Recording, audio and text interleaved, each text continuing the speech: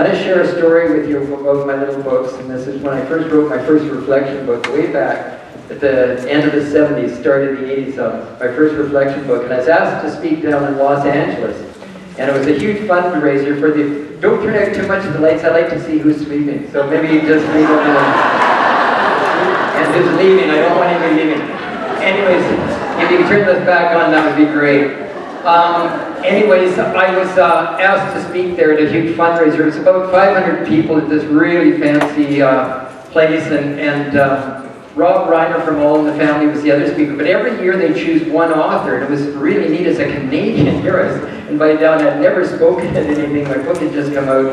I was so scared. I drove my homemade camper down there that's all wood with stained glass windows, and I was a really long-haired guy. And so anyways, I get there, and it's so fancy, and I'm sitting up in front, and I'm in my bow tie. I always wear bow ties. And I had on my suspenders, I had Winnie the Pooh suspenders, and I was sitting out in front of the place, and all of a sudden the first car pulled up. Well, it's all these celebrities that are coming to this thing, and they drove this, the first car was 4 women all dressed up really fancy in their big fancy car. I'd never seen anything like it. And they got out and they came over to me sitting there. And I thought, well, they recognize me as this author from Canada. So, you know, I'm fixing my hair. And then so they come over, and then they say to me, the driver says, "Are you the valet parking guy?" So, you know, I'm pretty quick, so I said, "Yes, I am." So anyways, they gave me the keys to this car. I'm just to ride my bicycle or this old camper. They went inside. I parked this car. All of a sudden I think, now that was a great idea. So every car that pulled up, I said, "I'm the valet parking guy." So I started parking everybody's cars. By the time the event started, oh actually, and one lady came running out because she heard there was no valet parking at the event. She thought I'd stolen her car. So she comes running out, and I said, "Don't worry, I'm just the guest speaker." She said, "Oh, fine." She went back in. So anyways, I was introduced to speak. I get up there in front, everybody's going like, "The valet parking guy." My pockets were full of keys. Spent my whole 45 minutes or whatever it was giving back everybody their keys. Anyway, that was my first experience. Thank you so much.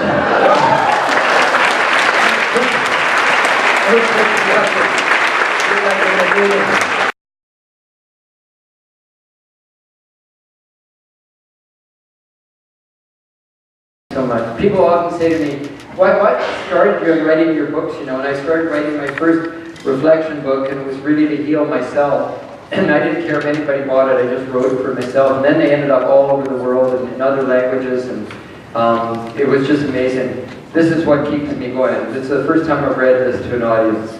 This is why I write. Brock, it was very revealing to me to discover that your book, Reflections, expressed my philosophy of life completely. You put my feelings into words and helped me clarify them. I cannot tell you how much your words helped me when it seemed like everyone I loved was dying. Your words and insights gave me the inner strength and belief that I could go on, that it was all right to love and to hurt and to ache when somebody you love dies. You helped me to accept some very difficult losses, and what is probably more important is that you made me value love even more and helped me want to risk love again and again with everyone, strangers most of all. Nana, my grandmother, wanted your book buried with her because she knew how much it helped me with her illness. More importantly, it represented the very close times that Nana and I shared. Your reflections thought, if you have something nice to say about me, please say it to me now while I'm alive and need it, not when it's too late and I'm gone. Made me realize all the love, fears, and feelings I had yet to share with Nana. The time we shared was invaluable to me. When Nana asked my sisters and I to each give her something to be buried with, both she and I had no question that it was going to be your book that I gave to her. Oh, Brock, I wish I could describe her face when I actually did give it to her. There was so much love and hope and understanding in her eyes, and in that weak smile of hers. It was and always will be the most precious moment of my life. Sarah Bowen. born. So that's why I write, you know. That's why we all need to write. That's why when we go to like schools, you know, kids when they're 14 and 15, think about this one thought. When they're 14 or 15, they write in their journal, and they're the best writers. But they write in their journal and it's under lock and key. And when you think about it, isn't that silly that what we really feel is under lock and key? So I'm going to walk around as this different person, because I don't want anybody to know what's under that lock and key. And what kids need to see is that it's okay to be angry. We came here all as beautiful, precious little beings, and we lost touch with our heart because we were taught at an early age that something out there was going to make us happy. We lost that love of learning. Our homes became houses. We started wanting things all the time, and we lost touch with that little precious heart of ours. So we're all angry. But it's what we do with it. We need to scream into pillows or wring the towel. But what we do is take it out on other people or things, or we internalize it and become suicidal and depressed. But we all feel these things. I used to be depressed for months on end. That's why I did my first bike trip, because I was very close to taking my life. And then I realized on that bike trip that I just lost touch with my beautiful little heart. And I saw that, you know, we do so easily lose touch. So that's why I write. And that's why I love it if you pass it on. And that's why I encourage you to write. Write your book for yourself. Doesn't matter, you know. If it touches you, that's where kindness begins, is being kind to ourselves.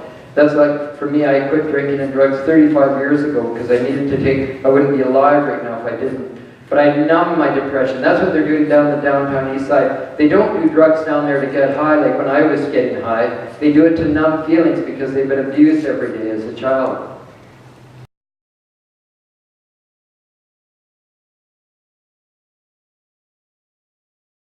Third bicycle trip around North America, which was, the first one was 1970, the second one was in 2000, and the third one was 3 years ago at 63 years young. And I'm 66 now, and it was the toughest by far. I was pulling a big 70-pound trailer and doing it solo, and I had a team of people here that were setting up a place for me to stay every night for 8 months. An amazing team of people. So I stayed with every age, color, style of people. It was amazing. I'm going to share a little bit about preventing bullying. The other day I spoke to an elementary school, 500 kids. I broke it up into 3 assemblies, and if you think you're a tough crowd, these 500, imagine 500 kids, grade 1 to grade 7. And anyways, but they were so cute. But the one thing I started off, and I said right at the start, and you have to show them a lot of stuff, you got to keep things moving pretty good. And I juggle and eat an apple, but that lasts about 10 seconds. And But I said to them at the start, I said, I want you to remember one thing that I'm saying, just this one thing, if you can remember this one thing. If you've ever been bullied, if you've ever been abused, or anybody's been mean to you anyways, please know that it's the bully, the person bullying has lost touch with their beautiful heart, and they pick on people where they see a quality in that person that they've lost touch with. So we bully very sensitive, caring, unique, creative, beautiful people. And it's such an important message. And I said, the bully's not a bad person. We've all bullied and been bullied. It's just that somebody that's lost touch with their heart, and they pick on somebody to try to build themselves up to feel good, but it doesn't work. And then so partway through I said, does anybody remember what I said there at the start? You should see the hands go up. They say, the bully's not a bad person. They just lost touch with their heart, and it's really beautiful.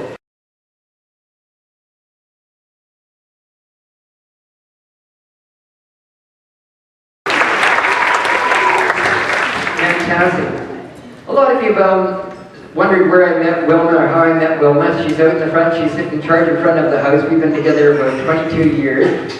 And we met, and it was interesting. She was traveling from Austria and spoke very little English. And she came over, and after 3 days we ended up, well, just really hitting it off. She went back to Austria to get her things after 3 days to come back and be with me. And luckily she doesn't have taste. I always say that her only weakness is, her only weaknesses are taste in men. Anyways, she was coming over, she's coming back, we were getting another homemade camper. I was getting a new one built in Orcas Island down by Seattle. And she was flying into Seattle, and I was on this little island with the camper, where these boat makers were building this camper. Anyways, we didn't have cell phones, we didn't have anything like that. She spoke very little English, and she was coming over to see this guy she knew very little about, but she was just trusting. So she flies over, she's flying over, and I decide, I better get to the airport.